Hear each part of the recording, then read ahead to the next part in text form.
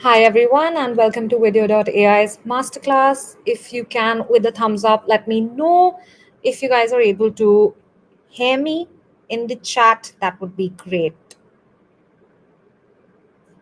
Hi everyone. Hi Rob.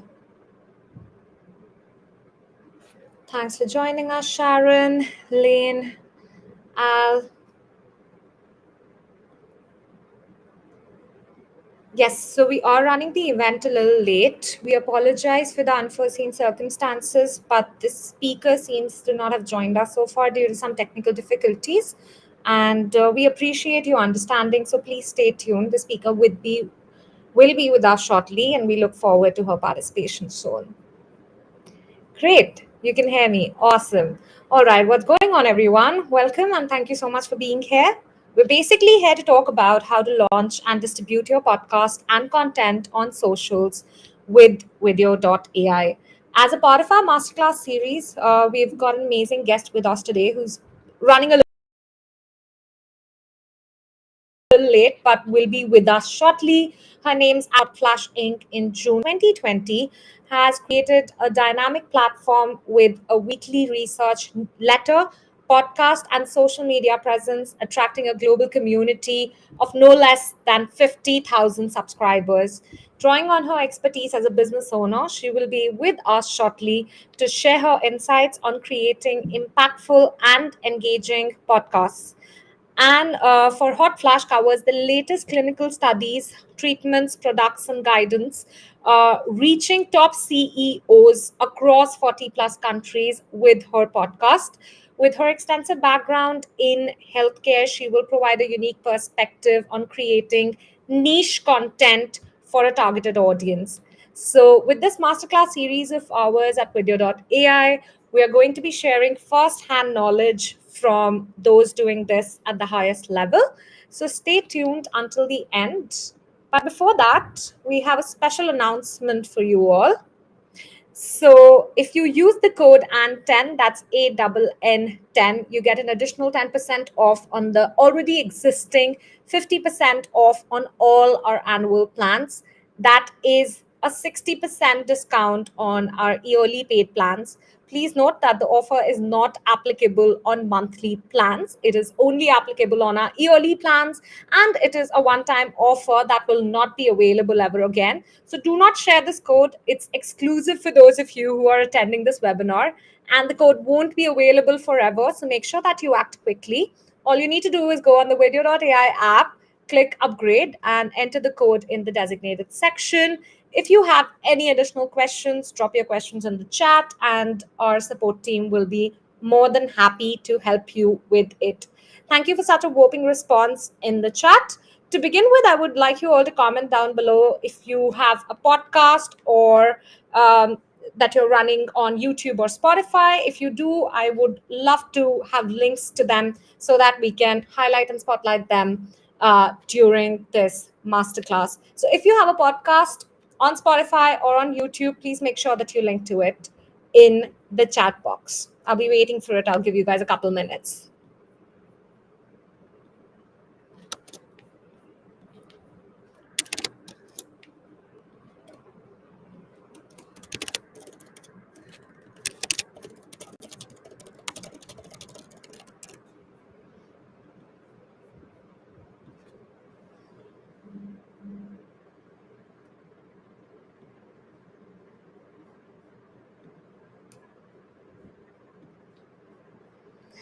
Also, whatever questions you have for Anne with respect to how to start a business podcast, what are the things that you need to keep in mind when you're starting out by yourself, the tips that you're looking for, the suggestions that you're looking for, how to be consistent with podcasting, where to begin, all of those comments, feel free to drop them in the chat and we'll be more than happy to answer them for you.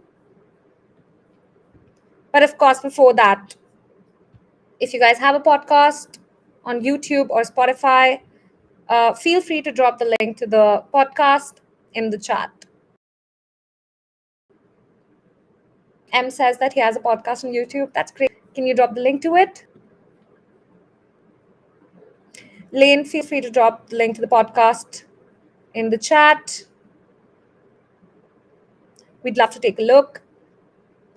Thank you, YO Business. I hope that's how it's pronounced. For the link to your podcast. This podcast is all about business podcasts and how to run it, how to execute them, how to start them. So we hope you benefit from it. Anybody else with podcast links, feel free to drop them.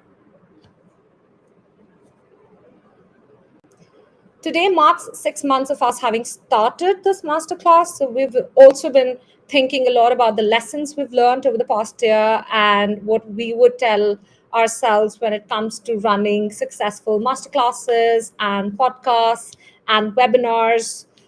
We know that it's hard. Making good content of any kind takes a lot of work, whether it's writing or prep or performing, editing, or any number of the hundreds of things that you have to do. It's really hard. But the hardest part is the most important, which is consistency, right? So, Lane, I cannot see your link. No, you'll have to share it with me again. Riding and Smoking, thank you for sharing the link to your podcast. Hi, Gail.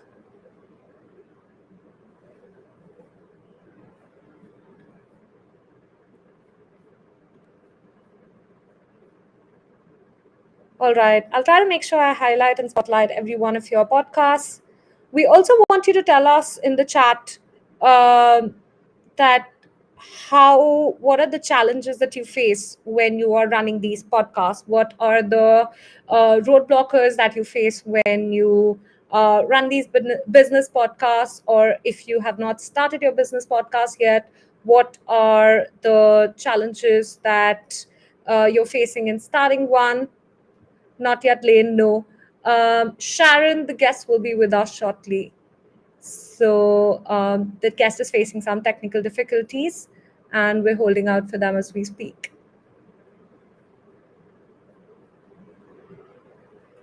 In the meanwhile, please feel free to interact with each other and engage with each other in the chat. Please share your podcast links in the chat and tell us if what are the challenges and roadblocks you face when it comes to starting a business podcast or running one.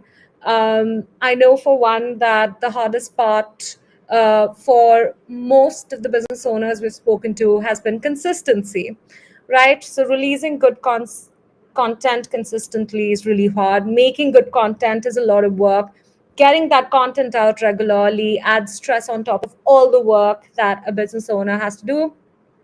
I honestly think just about anyone can make a good podcast episode or two, but the real challenge is to keep making good episodes week after week without lowering your quality or burning out. And you also got to make a show because you love it, right? So, realistically speaking, it's unlikely your show will replace your day job. It can definitely happen, but you can also make a killer show and still not have a big enough audience, which is another one of the challenges that some of the business owners we've spoken to told us. If you make a show hoping to build wealth or fame, you're gonna have a bad time. So if the show is your hobby or passion, it will have intrinsic value to you, and it'll be a lot easier to make when things get hard, right? And I think it's very important to focus on the content, not on the equipment. Decent equipment will only get you so far. Thanks for sharing, Kathy. Your podcast is called Real Human Design Stories. Kathy, is it on YouTube? If it's on YouTube, feel free to share the link in the chat and I will spotlight it during the masterclass. Ryden and Smokin said one of the issues that they face is getting guests on the show. Right. Well, speaker outreach can definitely be one of the major challenges that business owners face when they have to run their business podcast. Definitely a roadblocker that we can talk about in more detail. Keith said how to advertise in a narrow niche. Like, for instance, if you have a podcast on religion, you love your niche, you never worry about your content, but you do worry about how to advertise or promote that content. That makes a lot of sense, right? So that is also something that we can definitely discuss. Kathy, I'll definitely make sure to give you a shout out. So, Kathy's podcast is called Real Human Design Stories. It's on YouTube. Please do check it out, everyone, and make sure that you follow it. We've got another YouTube podcast here with us. It's called Money Talking Via Point. Can you tell us more about your podcast? Like, what is Money Talking Via Point about? And Kathy, why don't you tell us more about what is Real Human Design Stories about? What inspired you to start it? What do you do with that particular podcast? What are the kind of guests that you seem to attract with that particular podcast? Lane, thank you so much for sharing your podcast link. It's called Lane Lawson Craft. I think you can see it on my screen now. Right. So, Lane, similarly, what is it that inspired you to start that podcast? What are the kind of guests that you want to attract with your podcast? What is the story behind it? What is the elevator pitch? I want to know it all.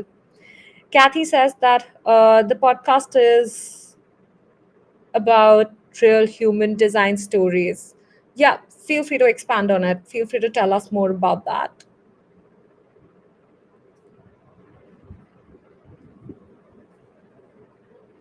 All right. Right. As I was saying, I think we can address one of the challenges that Ryden and smoking mentioned earlier, which was getting guests on the show, right? And personally, I think if you want to get guests on a podcast, it's extremely important that whatever podcast you are recording, you make sure that you take that content and you repurpose it across your social media channels and you market and promote your podcast as much as you can consistently. And for the sake of consistency, I get that manually sharing the podcast, repurposing it across several different platforms can be a very tedious task, which is why we came up with vidyo.ai. Vidyo.ai is basically an end to end video editing and repurposing platform using which you can take a YouTube link, go and have a cup of coffee, put it on the software, and as soon as you've hit edit, basically you'll get a bunch of short form content to share on 6 social platforms if you are on one of our paid plans. So you can take that podcast content and you can share it across Twitter, Instagram, LinkedIn, YouTube, and TikTok, right?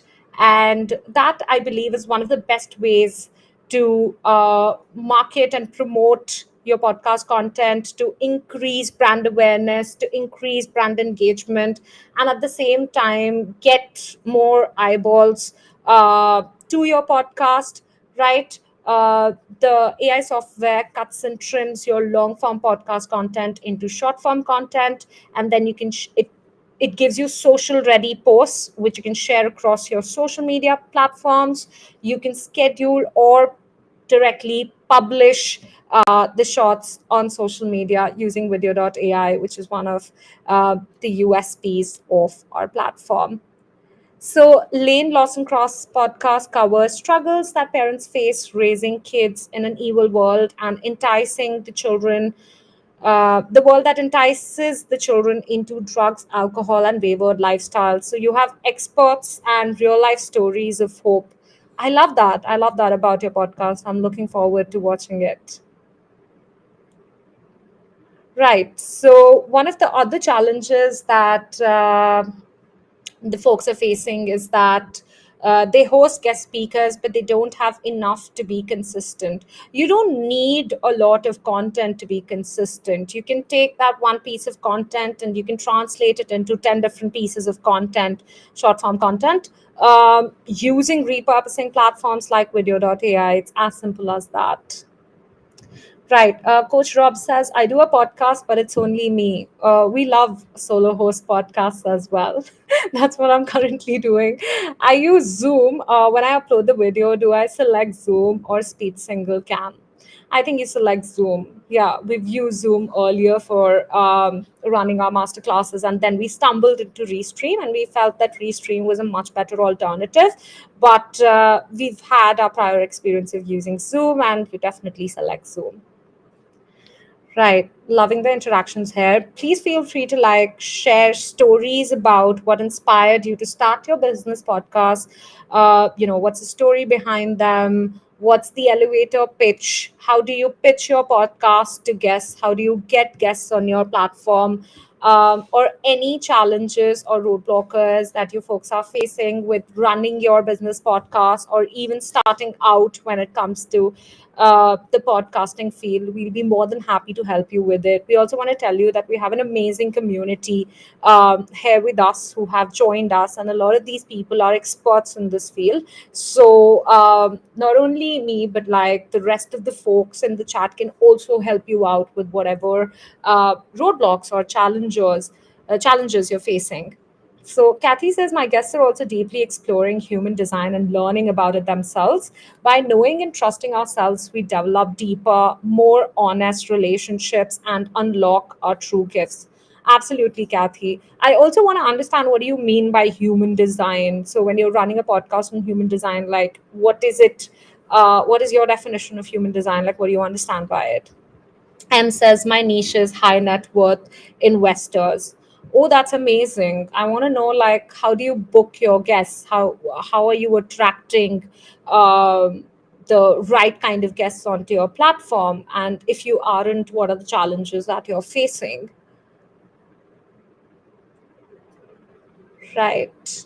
I think we had a couple more questions that I'll be more than happy to answer. Um, Right. So Keith said, how do you advertise in a narrow niche? Like, for instance, it could be a niche as narrow as religion, or it could be a niche as narrow as high net worth investment, for that matter. How do you advertise in it, right?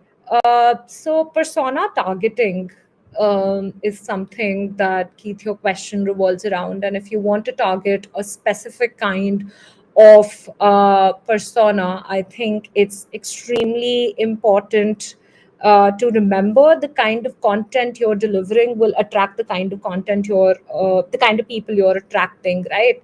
So the kind of content you make has to be centered around a specific niche.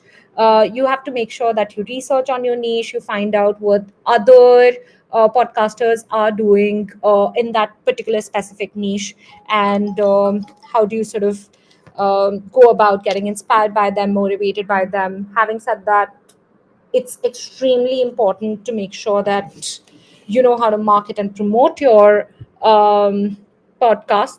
Advertising it, I think you should definitely start out with socials. I think socials is a great space to explore and to build a community, right?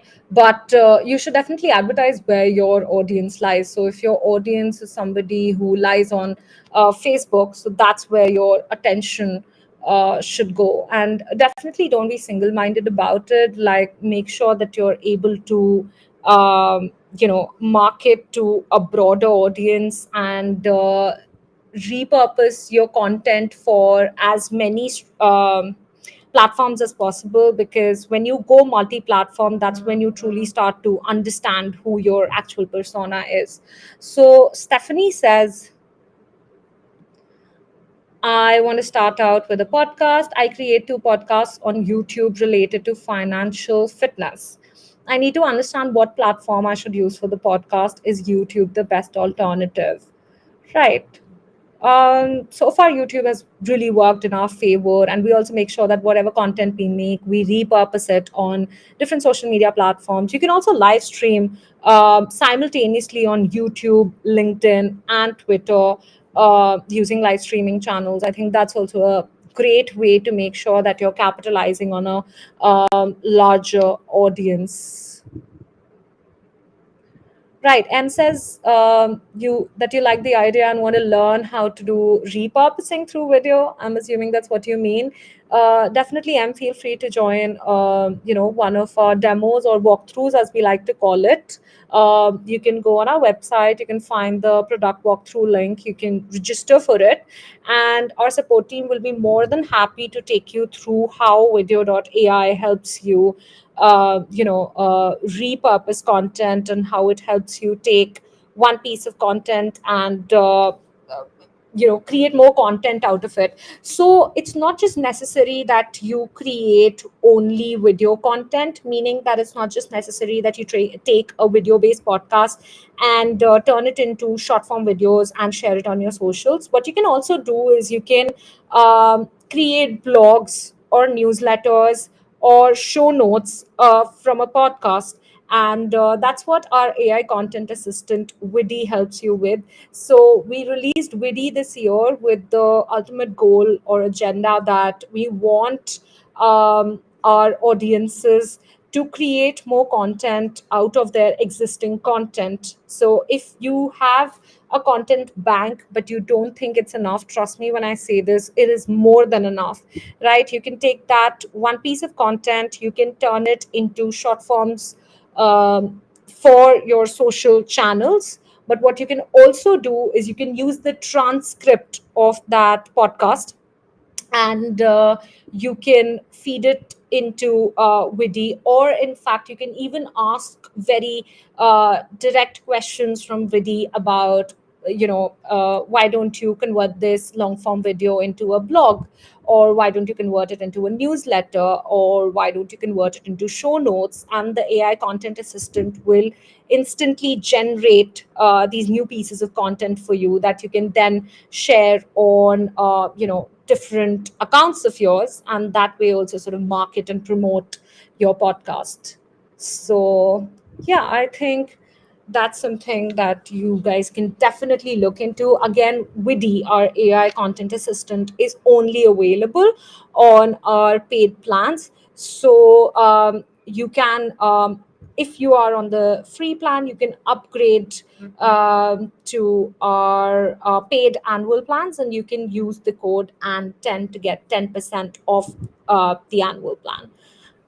Keith says, how do I open my audience to different religion without destroying my own belief? That's a very interesting question, Keith. Not the expert here, but I would love to hear everybody else's thoughts, on Keith's question. How do you open your audience to, different religious beliefs while at the same time preserving your own belief system? That's an extremely interesting question, Keith. I'd love for the audience to engage with that. And says we record on Zoom, edit on Canvas, upload to YouTube and LinkedIn, and need to learn a simple way to upload to other social media. Well, and that's exactly what I was talking about earlier. If you use vidyo.ai, with one click, you can share your podcast content to 6 social media channels instantly with just a click of a button. So, that's the amazing um, aspect of using AI, or using video.ai specifically, is that you don't need manual intervention to upload to different platforms, and you can simply automate the process to save yourself time and effort. Because at the end of the day, I think a business owner's time and effort is of utmost importance, right? So I think that's something that you can check out, again, on our app. um, Thanks, Stephanie, for sharing your podcast channel. It's called False Consulting. All right. Just looking for any other questions that I may have missed out.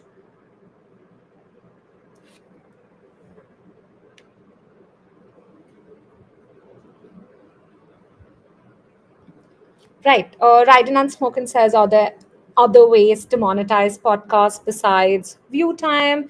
And yes, definitely. You can get brand deals and sponsorships, right, using which you can monetize your podcast. And if there are any other ways you folks know about monetizing podcasts, feel free to drop it in the chat. Um, So, thanks for your introduction. I'm a former vice president investment from a large investment firm. No wonder a podcast which surround the theme of investment. That makes a lot of sense. You have around 18,600 followers on LinkedIn. That is amazing. We'd love for you to tell us how were you able to accumulate such a massive following for yourself, and how did you make that possible? And if you have any tips for us, feel free to share it. So, Coach Rob has an answer for you, Keith, to one of your questions. He says the key is to educate, communicate openly, and create content that highlights commonalities and respects differences. I couldn't agree more. Thank you for the book, Reco. It's called Religion for Dummies. Apparently, it's amazing. We'll definitely check it out. Keith asked the becoming affiliates really carries any weight.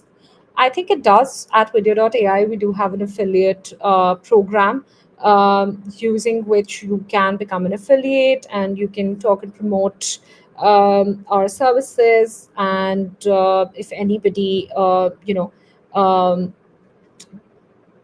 sort of joins our platform using your link, then you also get some kind of benefit out of it. So definitely a win-win situation, and I do definitely think that it carries weight. Yes. Yes. Thanks, Rob. All right. Um, M says he wants to learn how to create more content. When you say more content, what do you mean? Do you mean creating content from the existing content bank that you have, or um, do you mean just creating new content?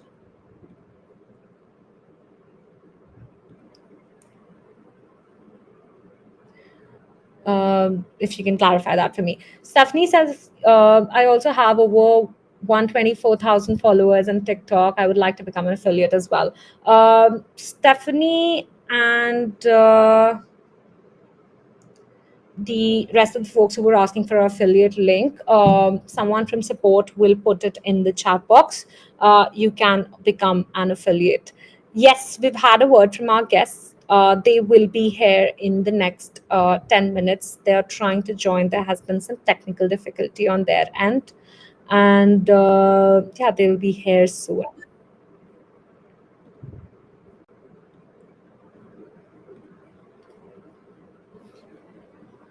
Stephanie says, I would also like to move my followers to YouTube. So, Stephanie, I would like to understand where is your podcast? And when you say that you want to move your followers to YouTube, where exactly are you migrating your followers from? Like, where exactly is it that you're getting followers right now? And um, how do you want the migration process to be like?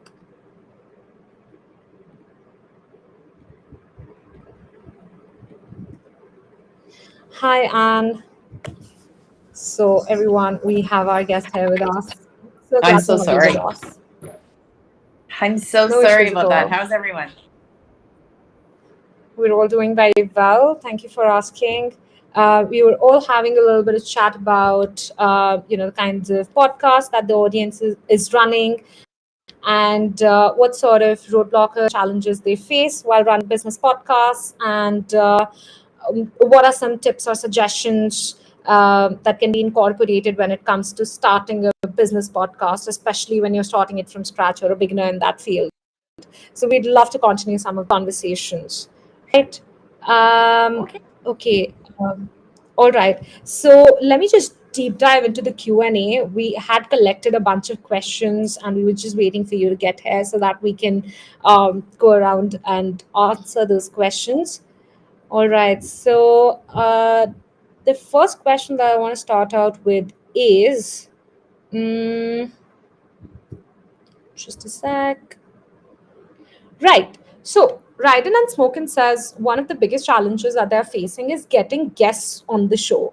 So, and since you have a business podcast, right? How did you overcome this challenge when you started out as a beginner? How were you able to do guest outreach for podcasts? And how has the method changed now since you've been running your business podcast for a while? We'd love for you to start out by talking about your business podcast, of course. Okay, well, I had for a while two podcasts because I ran a health and wellness website, and the owner of that asked me to do a podcast during the pandemic. So it was early on, and so I had a lot of experience with setting that up. Kind of, there were tools, but not nearly the tools that there are now. I think that was in 2020. And then I set up my own podcast for Hot Flash Inc., which is a platform I have for women in perimenopause and menopause in Middle East in midlife. And I sort of there were more tools when I set that up. You know, it was like a little bit easier. But basically, I'm a journalist, so I approach everything from my journalism background. But the tips are much the same. So when you want to interview someone, you can just adopt a very professional manner, but you should definitely know about the people that you're interviewing. And I think sometimes, now that people are asking me to be on their podcast, I see some of the mistakes that people make, right? Like, you definitely want to research them. You want to spell their name correctly. You want to know exactly what they're doing. You want to send them an email address to the right place. Just, pleasant, not overly obsequious or deferential. Not you don't want to fangirl them. You know what I mean? Like, you just want to sort of professionally say this. Um, because you always want to answer the questions like, why me, why now, why would they take their time to come on your podcast, right? So if you have good reach, or you have a foothold in a niche, and they might want an entree to that, you sort of got to give them that, because these are busy people. And you can also send them some links to your podcast, and I would also say some of the people that you've had on. That would be something else that you could do. But just sending a professional email, and not too long. No one has any time for that. So yeah. All right.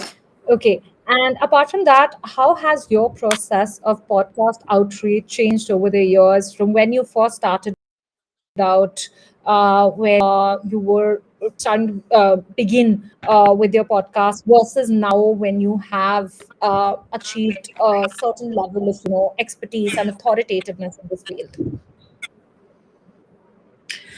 Well, in the beginning, it same as everyone who's starting a podcast, you're just like nervous about it, and you want to have guests, and you want to have good guests, but you sort of have to get who you can get in the beginning, and you grow, and you iterate, and you build on that. So what's changed is that now people are asking to be in my podcast, where I had to go find people, and maybe people wouldn't answer my emails. Now I'm on the public relations distribution lists. So people are, I'm getting PR and marketing people pitching people who want to be on my podcast, and good people too. And then I'm getting people reaching out and asking if they want to be on my podcast. Like, I had a really famous doctor, reach out to my DMs and say, I want to come on your podcast. And I was like, okay, that's fine. And feeling a bit like I've made it. But that's a double-edged sword, because then you start to feel like obligated, and you start to maybe say yes to people, and maybe people you were friends with you want to come to your podcast, and you're like, I don't know. And, so it's nice to have a bounty of people to have, but I tend to want everyone, and then I just back up myself, and I have too many podcasts, because there's only one a week, right? So there's only so much I can do. That makes a lot of sense. And how do you make sure that once you've recorded a podcast, you're advertising and promoting it, especially if the podcast is in a narrow niche? Like, for instance, even the podcast that you're running comes from a very niched, area, and so is one of the podcasts that Keith is running around religion, right? But how do you make sure that you market and promote it to the right kind of persona? How do you target your persona correctly? Well, currently it's on social media that I do that, and then I hope, it's a trial and error thing, and things are changing so much. I'm going to be looking at ads when I do the next season of my podcast, which is coming up July 1st. I'm going to start doing social media ads and see how that works. I've not done that before. But basically, and another thing that I'm going to start doing is, because I have a newsletter on Substack, I'm going to start going to my community on Substack, it's, there's thousands of people there, and saying, I'm interviewing so and so, what questions do you want to ask them? Because I've noticed people have started doing that, and that's a really cool. And I'm going to start doing that on social media.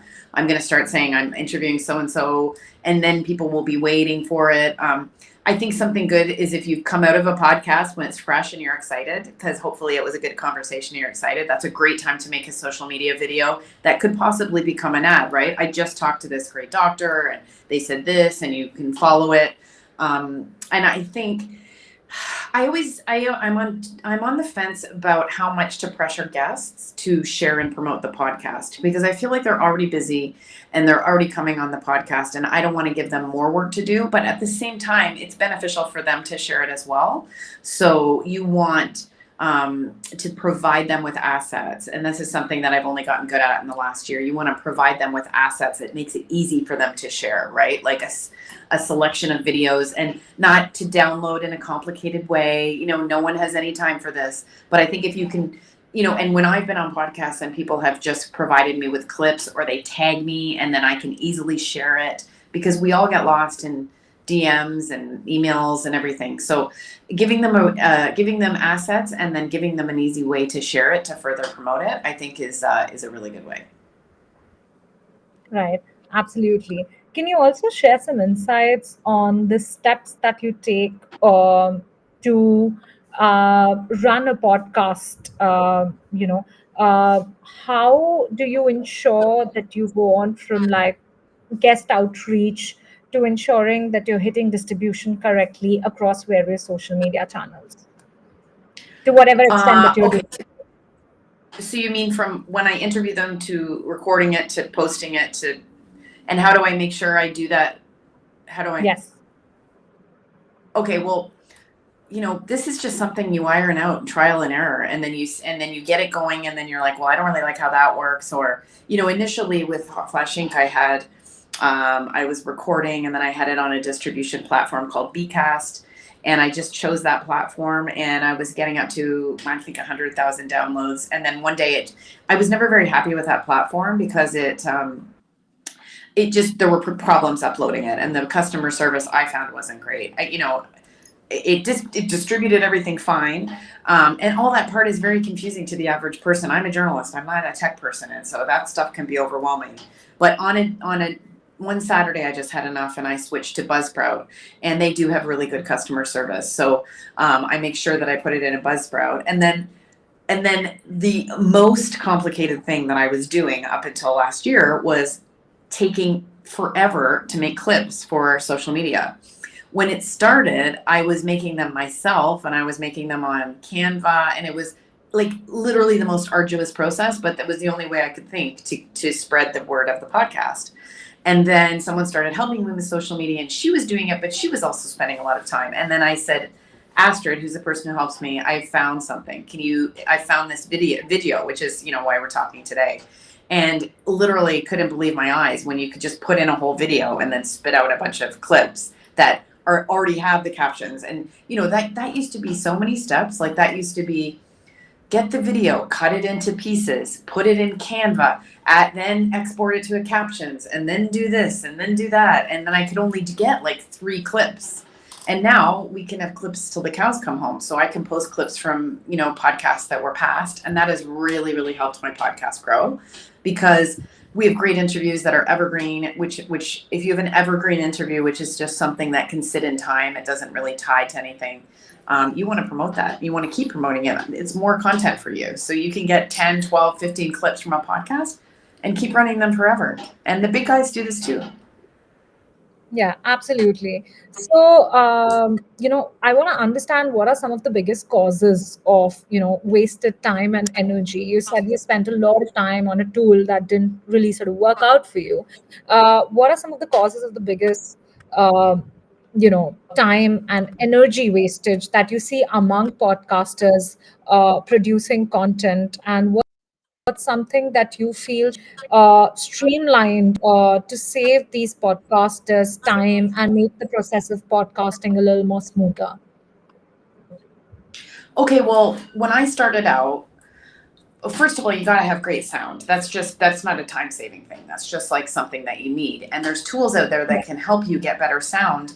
And I sometimes wonder, even some of the big podcasts I listen to sound tinny and like they don't have great sound. And I wonder why they aren't using these tools. But when I started out, I didn't know any of this. I just started. I'm a fan of just starting. And people say to me now, wow, your podcast has gotten a lot better. And I know what they mean is it wasn't very good when I started. But I was basically recording it on Zoom. I was giving it to a friend who's a radio producer, and she was editing it. Because I didn't know how I can do the very rudimentary aspects of editing, but it would take me way too long. And so I was spending a lot of time like figuring out where to tell her to cut, what I wanted to cut and gaps. And that was so time consuming, getting that script instruction to send to her. And so just one of the people in my space said I use Descript, which is another tool, and it lets you upload the audio, the video, and you can edit in a script. So for someone who isn't an audio or a visual person, I'm a words person, I can just highlight a sentence and cut it out, and it makes a clean cut in the audio and video. So that's something that's really saved time. And then that tool publishes it straight to my distribution platform, Buzzsprout.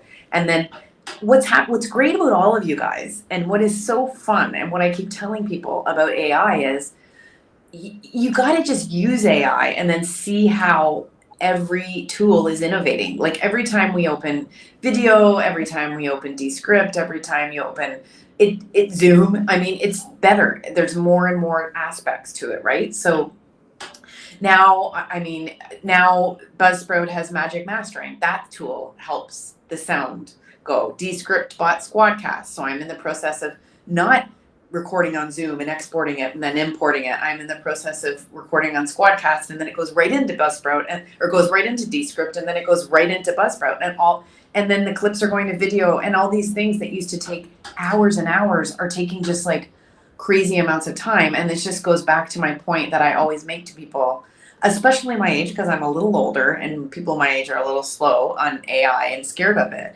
is it's just 10 timing yourself. You're just able to multiply yourself and use it and do so many of the things you want to do. Like even a year ago, I wouldn't have been able to do what I'm doing now. And 5 years ago, if you told me that I could do all this, I would say you're crazy, So that's super exciting. Right. And one of the other guests in here had a question. They said, did they host enough speakers, but they don't have enough content to be consistent? So how do you define enough content, and how do you ensure consistency on platforms? Because, there are a bunch of snags that you can hit. Some week you may not have a guest on board. Some week you may not be ready with the content and the scripting stage of it, or on some other week you may just not feel motivated enough to do a podcast. So how do you make sure that you are consistently doing a podcast, because we all know how consistency reaps dividends? Yeah, I worked for decades in daily newspapers, so I understand consistency. And when writers would say, I would like a column, I'd say, well, are you sure? Because you have to do it every single week. And then it became, I want our Instagram account. And I'm like, are you sure? Because you have to do it every single day.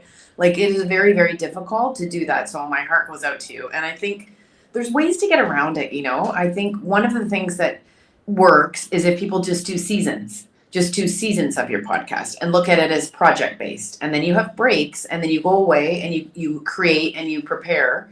And then that way the pressure is off. Because honest to goodness, once a week is really, really tough.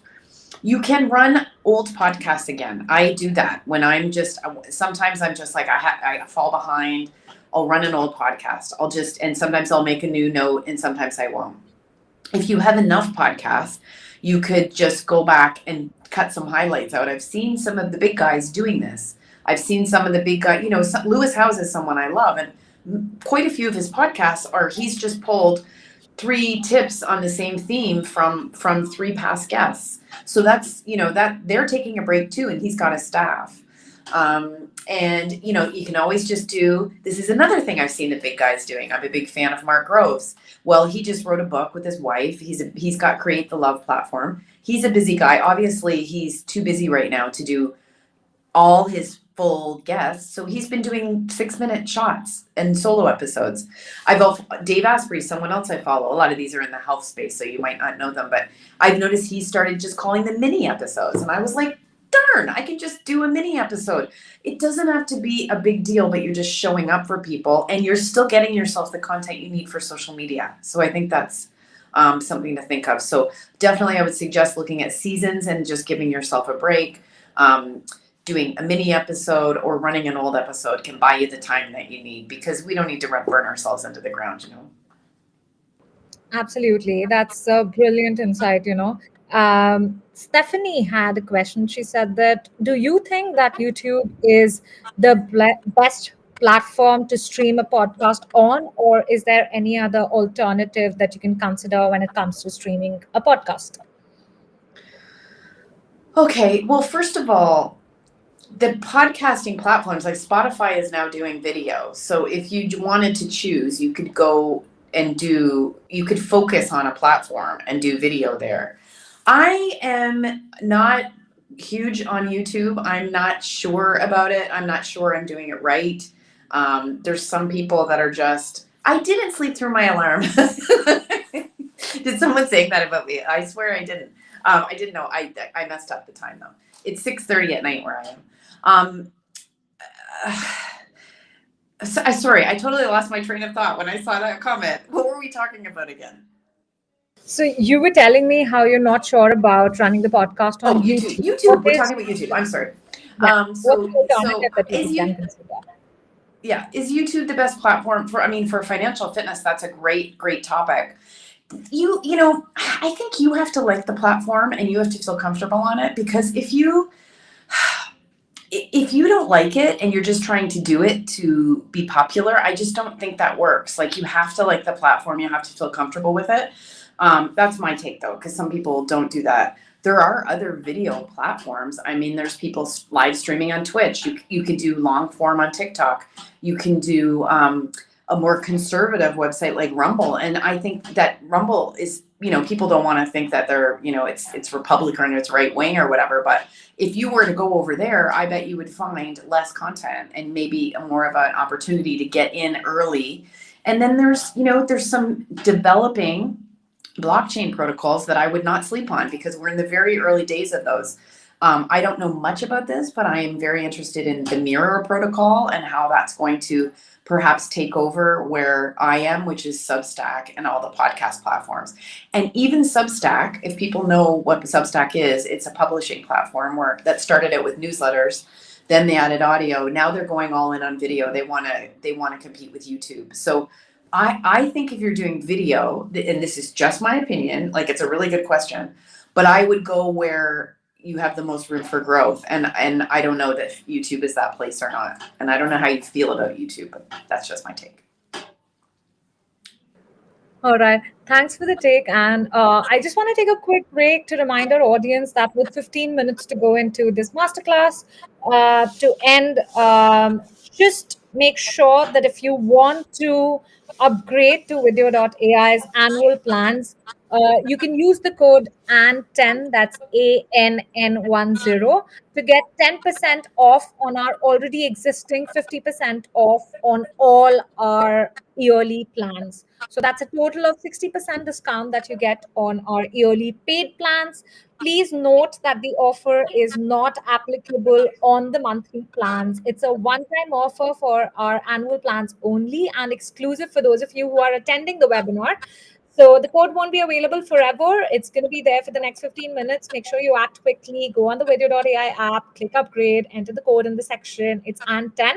And if you have any additional questions about the code, please drop their questions in the chat. Our support team will be more than happy to help you with it. Ryden and Smokin had a very pertinent question related to podcast monetization. They were asking, are there any other ways to monetize podcasts besides view time? And what we were discussing before you joined us was we were discussing brand deals and sponsorships. But anything apart from that, you think that folks can try out to monetize their podcasts? Well, I want people to get creative because that's what I've had to do. Because, when you don't have giant numbers to present to brands, or you're in a space like mine where brands don't have a ton of money, you want to get a bit creative. So my podcast was on a hiatus because I was retooling, and was contacted by one of the bigger companies in my space, a menopause company. And they said, we wanted to sponsor your podcast. And I gave them my metrics. And I said, look, here's a way that we could make it even more valuable is you can have a space in my weekly newsletter. And so to them, that was like, okay, that's two places, that's two audiences, because they cross over, but they're not together.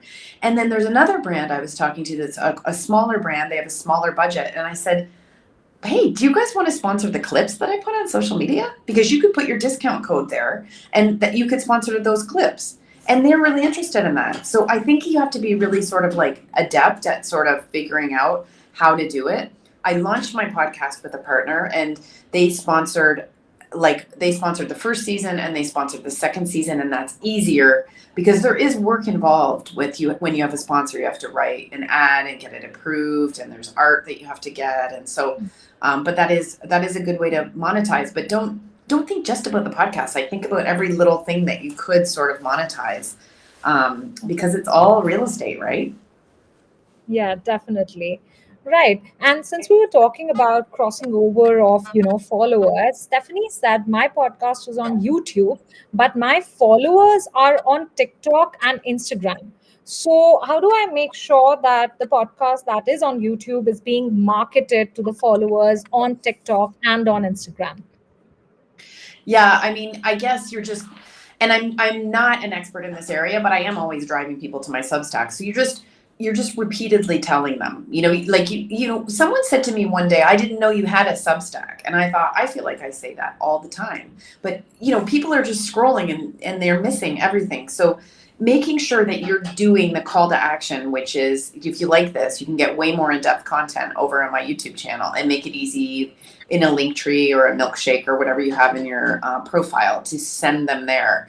And that's the part of self-promotion. You just have to believe in yourself. And I watch videos all the time where they say, here, you're going over here to my Discord, you're going over here or there. And I do sometimes. So don't be afraid to sell yourself. That's been hard for me too. But you gotta remember what your goal is. And your goal is to get them to YouTube. Right, Anne. And I just remembered your community is now 50,000 strong. I really want to know, how did you end up like building a community this massive and big? And what does it take to not only just build a community, but then to also make sure that you're able to retain that community, you're able to engage with that community consistently, so that you're able to, promote not only your podcast to them, but also the other real estate assets that we were discussing just recently. Okay, well, I calculate that across everything, and this is something that people are doing now. Like I have that spread quite evenly across Substack, the podcast, TikTok, Instagram, Threads, Twitter. When I started out, I had one follower. It was my friend, and those are tough days when but you act like you have 50,000. You act like you have that many people that you're talking to one person, but you say to yourself, like, I'm just talking to potential guests. Now, it's hard to imagine how it grew. It was just like very slow. I followed people, they followed me back. I did some collaborations. I would seek out specific people to interview, and things started to gallop a little bit more when I went on TikTok in the early days, because I had some success over there, but I stalled because I started watching a whole bunch of marketing videos about how to do it better. And I stalled because I wasn't being like true to myself, if that makes sense. I've taken a lot of courses and seminars along the way. I'm in a community things were growing. Clearly I was connecting. Other influencers start sharing you, you find your people, I started speaking.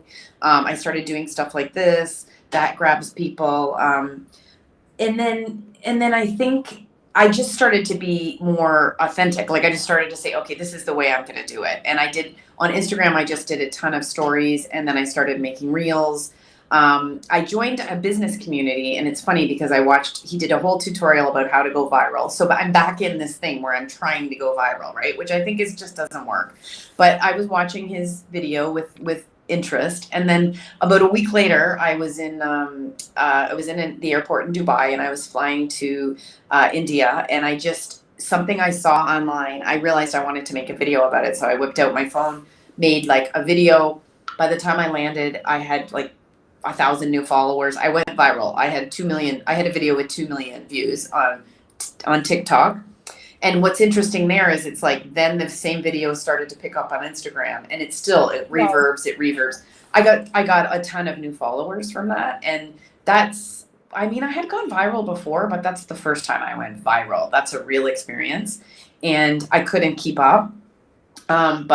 But that's going to happen eventually if you're passionate and you're following your niche and you're hitting on the things that are important. So consistency, educate yourself about what's going on, because people want someone to be kind of an authority and have experience. You can't do that right away, but if you become a person that people can trust to tell it straight, I think that's a really good way.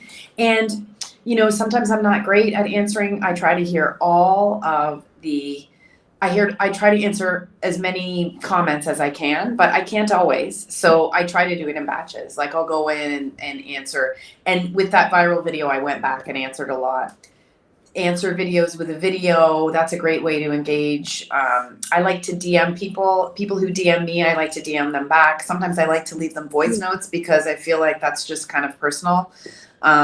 You just really Yeah. take care with anyone who gives you time. I just think you really try to take care. And you can hope you go viral, but my advice would be, after doing this for 4 years, don't try, because if it happens, it'll happen when you're least expecting it. Absolutely. All right. The next question that we got was, do you post your long form podcasts on multiple platforms, or do you post your long form podcast to only one platform and use the rest of the platform to post shorts only? I post the podcast in as many places as I can through Buzzsprout. It allows you to post it everywhere. So the podcast is going to, Are you putting the long Spotify and form Apple. podcast as is? Are you putting the long form Pardon? podcast as is the question, or are you cutting it and trimming it and sharing the shorts everywhere? I am putting the long form podcast on all of the podcast platforms. I'm posting it to Right. YouTube.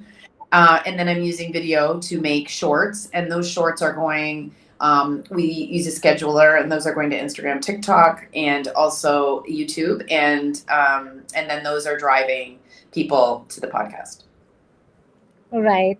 And Oh, our one-click Substack. I'm social going back to media. Substack now too. Sorry. Yeah. Absolutely. Right.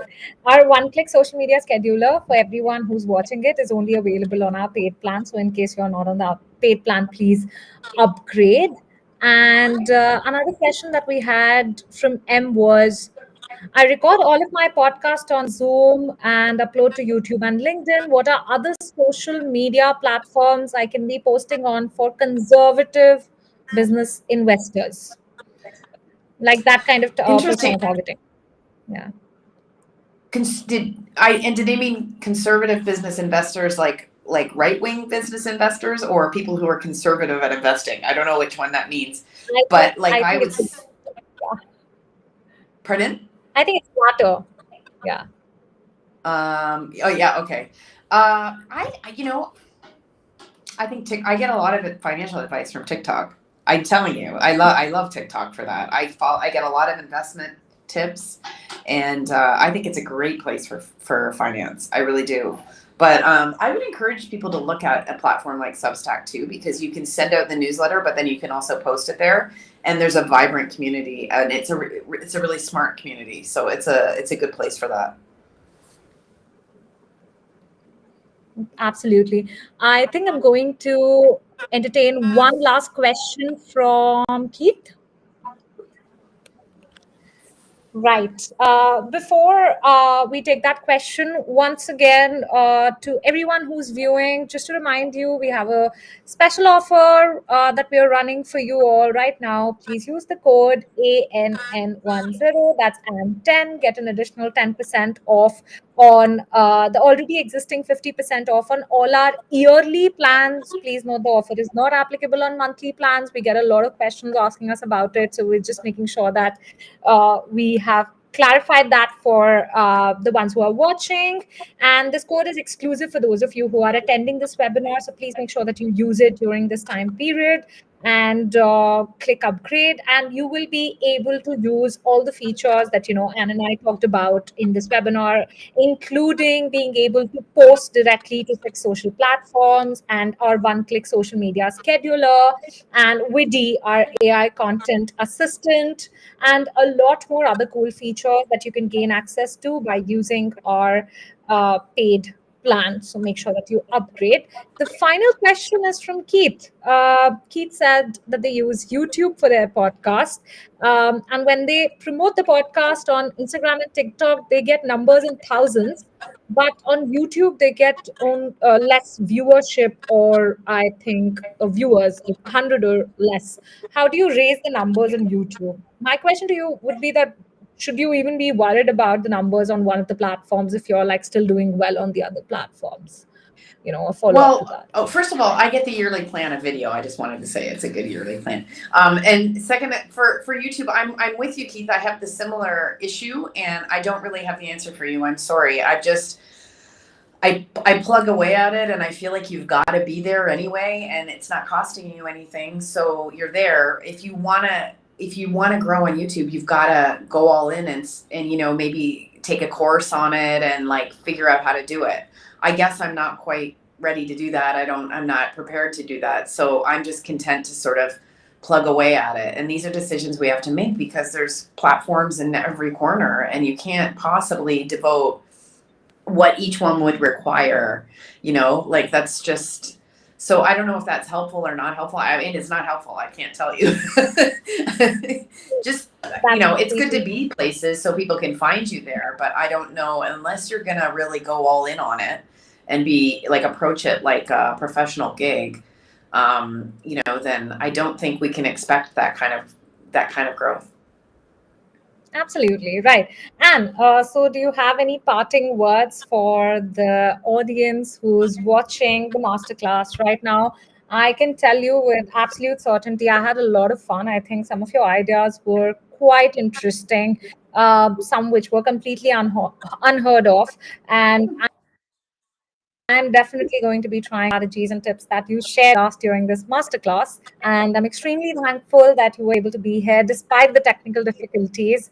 And we were very, very grateful that you were able to join us. But yeah, any parting words that you have for our audience here who's listening? Okay, well, sorry for the technical difficulties too. I wish I could have been here the whole time, but I'm glad that we connected. I think it's easy the world wants to tell you that the thing you're trying to do is already done, and it's over, or there's already too many podcasts, or I just think it's really important to think, like, if you have an idea and a thing you want to do and a thing you want to share and maybe something you're already doing, then I think that comes from somewhere really important. I don't know where, but I think it means it needs to be out in the world. So just don't listen to people telling you, that it can't be done or that it's already been done. I think, it's not been done by you, and this is kind of trite, but we really easily forget it, because the first thing you kind of think is, well, there's so many people doing it already. And we all have those times when it's like, what am I doing? I don't know why I'm doing this. I'm tired. I've had it.